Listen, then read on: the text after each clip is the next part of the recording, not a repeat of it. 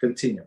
Thus, the sages of the previous ages declared, commentary, Bracha 17a relates that Rav would frequently repeat this statement.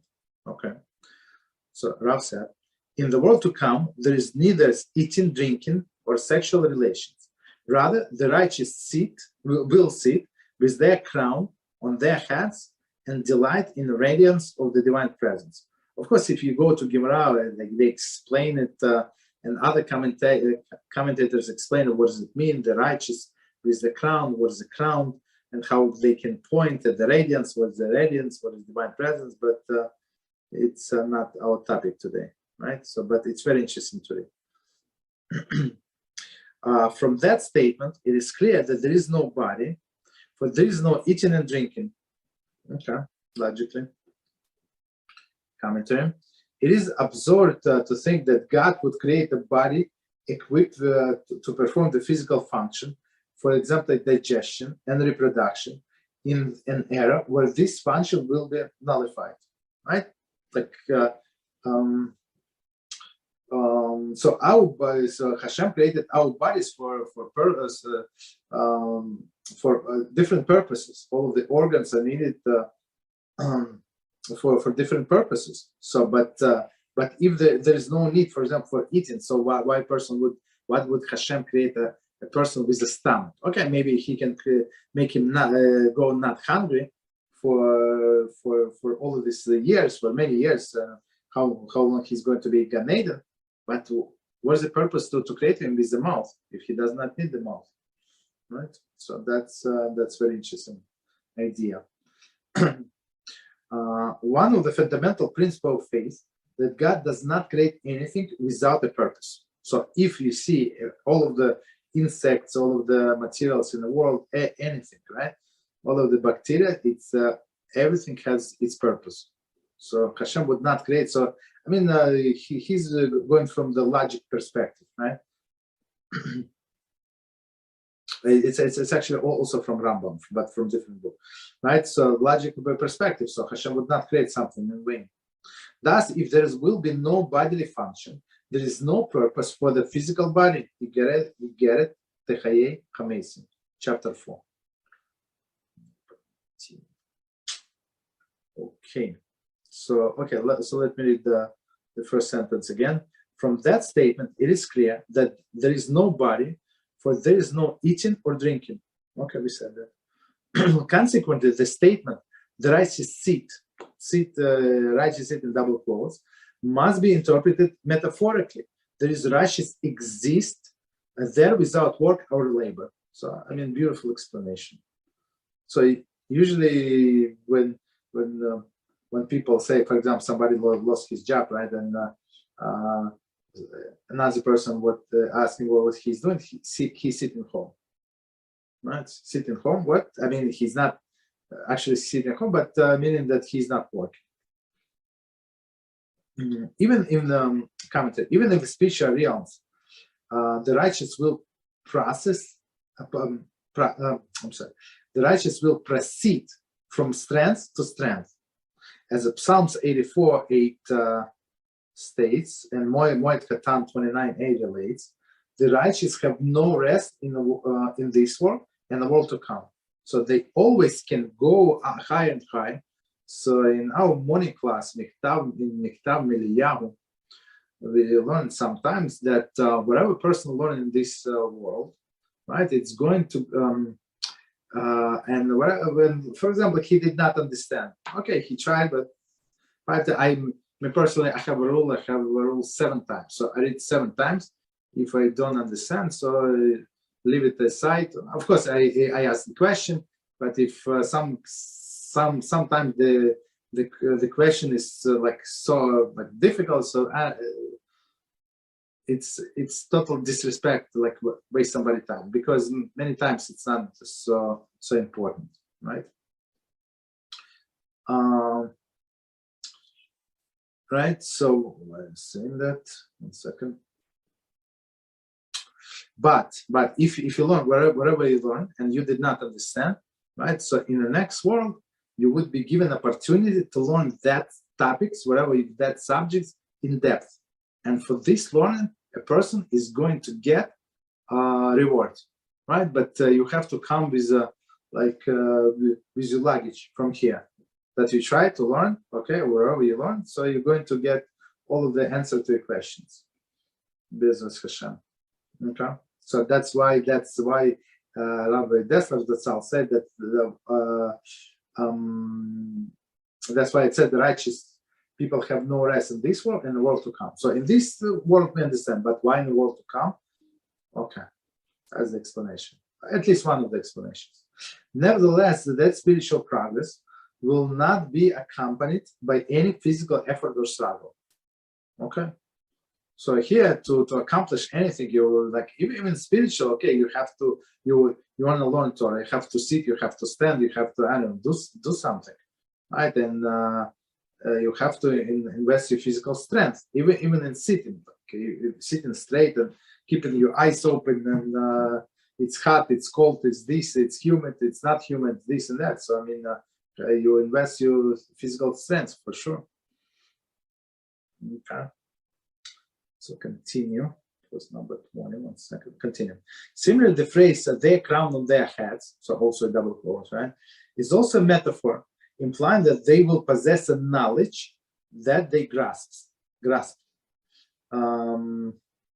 Commentary.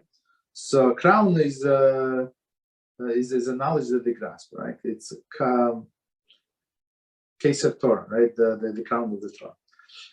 Psalm 58 declares, "Happy is the one who comes here in the world to come with his studies with him." So that's all other things where our achievements going where? Going to garbage, right? But study of the Torah and the good deeds, that's our tzedakah, that's valuable there.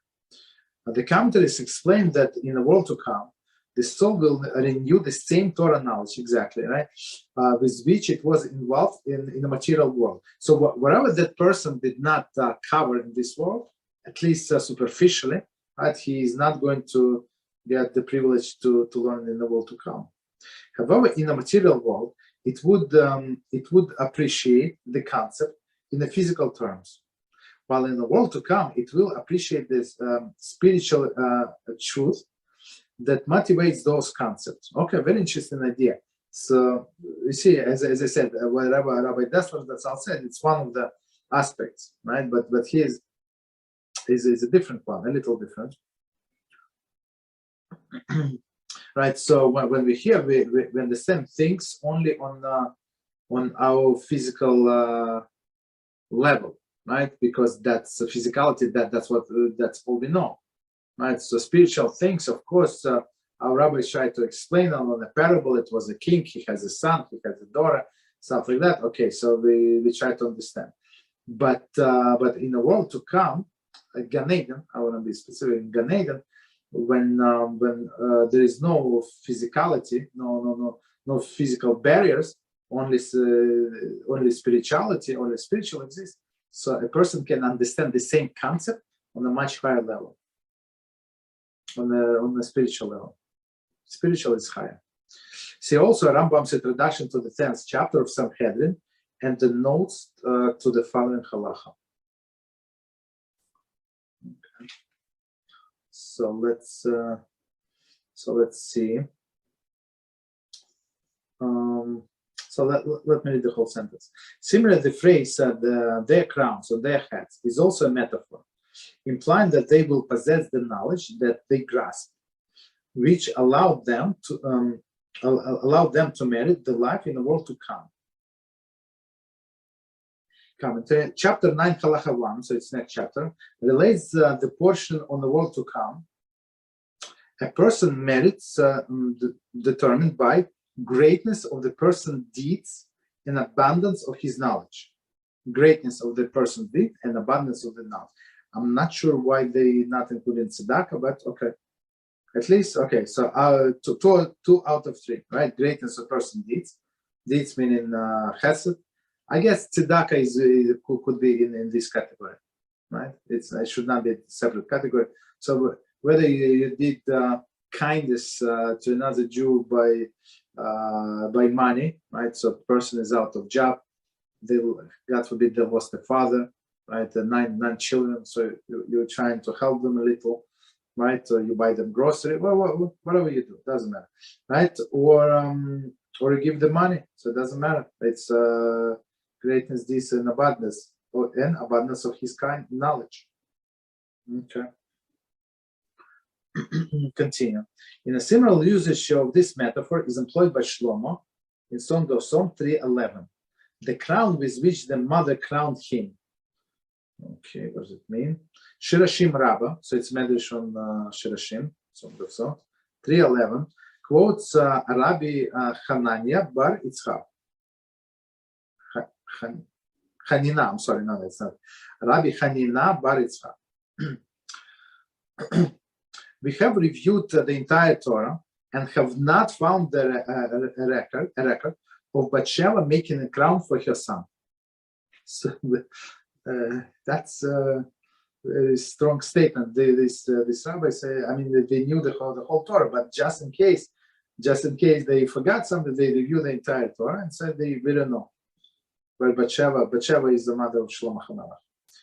Thus, he concludes that the phrase is a metaphor. However, he interprets the metaphor differently than Rambam. Okay, no problem. So one more time, the crown with which his mother crowned him. Support for this concept that this does not refer to the physical crown that he brought. No. Support from this concept does not refer to physical crown can be brought from the prophecy, Yeshayahu 51:11, where it says, eternal joy will be upon their heads. Eternal joy will be upon their heads. So joy is like in this in sense of crown, right? Joy is not a physical entity. Very interesting. So how can not physical entity be over their heads, right? Which can rest on the head. Joy is not physical entity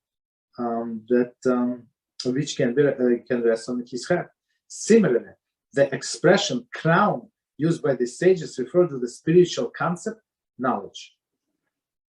Okay, so one more time.